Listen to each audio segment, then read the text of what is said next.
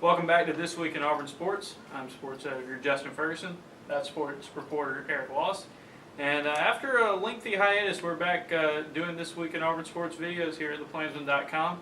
And we're back because we had some pretty big news this week in Auburn sports. Got to just come out and say it from the beginning. Bruce Pearl, the new men's basketball coach at Auburn. Eric, what were your first impressions on the move and then the circus of the deal yesterday? The circus yesterday, I've never seen anything like it, honestly. I was there at the airport. It was just unreal when he walked off the plane, just greeting students, moshing with them. He got up and got all in them with it. It was something else. It couldn't be a better hire. It's a perfect fit, honestly. Yeah, and he's been out of the game for a couple of years because of the NCAA violation. So he comes with baggage at Auburn, but overall, you followed him when he was the head coach at Tennessee. Let's talk about a little bit more about his style. What is he going to bring to Auburn basketball? A program that's at probably an all-time low right now. Right. Honestly, it's a pretty similar situation because, when he came in at Tennessee, Buzz Peterson was at the tail end of a mediocre career where he had very little success. And, he just energizes the program immediately just with his personality and charisma. You can see that yesterday. But Auburn's going to play fast. It's going to be fun. They're going to be pressing. They're going to be denying inbound passes. They're going to be shooting threes. He has a way of bringing energy to programs that are in desperate need of energy. And, Auburn is in desperate need of I don't know what I'm saying. Like a wake up. Yeah. Like just a shot in the arm of some kind. Absolutely. And speaking of playing fast, and Pearl kind of alluded to this at his press conference yesterday, which if you didn't see any of that coverage, it was incredible. It was like a pepper out, right? Oh, yeah. But at one point in his press conference, he walks over to Gus Malzahn, and it was right after he'd said something about playing fast. And it's a big week for Gus Malzahn as well because the defending SEC champions hitting the practice field again this week. Started Tuesday. That's right. So we're kind of some big storylines coming into spring camp, and what should we see from the Tigers? There's been a few position changes. Former wide receiver Trevon Reed, he's moved to cornerback. Former running back Rudy Ford, he's back. I don't know if he'll be playing cornerback or safety, but he'll be in the secondary. But there's a few pieces that'll have to be replaced. Greg Robinson isn't around anymore.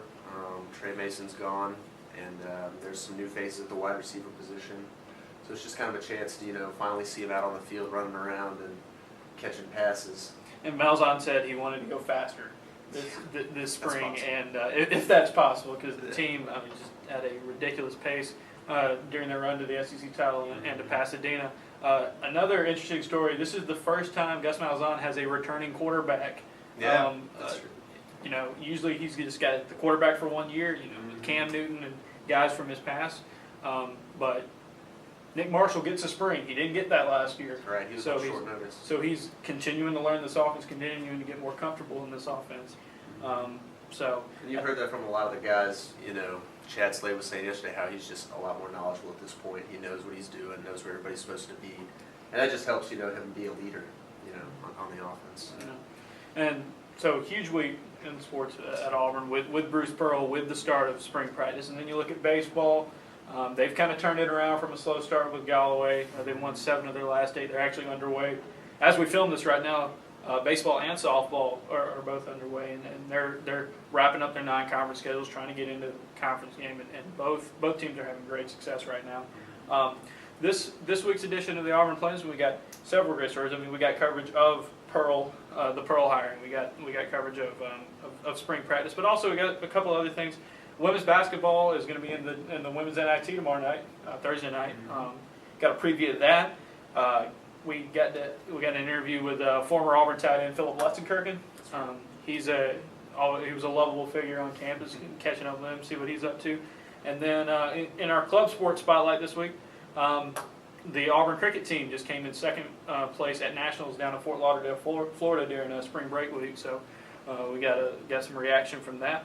So make sure you pick up a copy of this week's Auburn Plainsman and continue throughout this weekend and into next week at ThePlainsman.com. We have coverage from just a wide variety of sports here on Auburn. Got a lot going on this weekend. So, that's pretty much all the time. I have to reference the Tennessee thing. We have to give a special thank you to Mike Hamilton and the Tennessee Athletic Department for firing Bruce Pearl in 2011. That's we appreciate that one this time. So.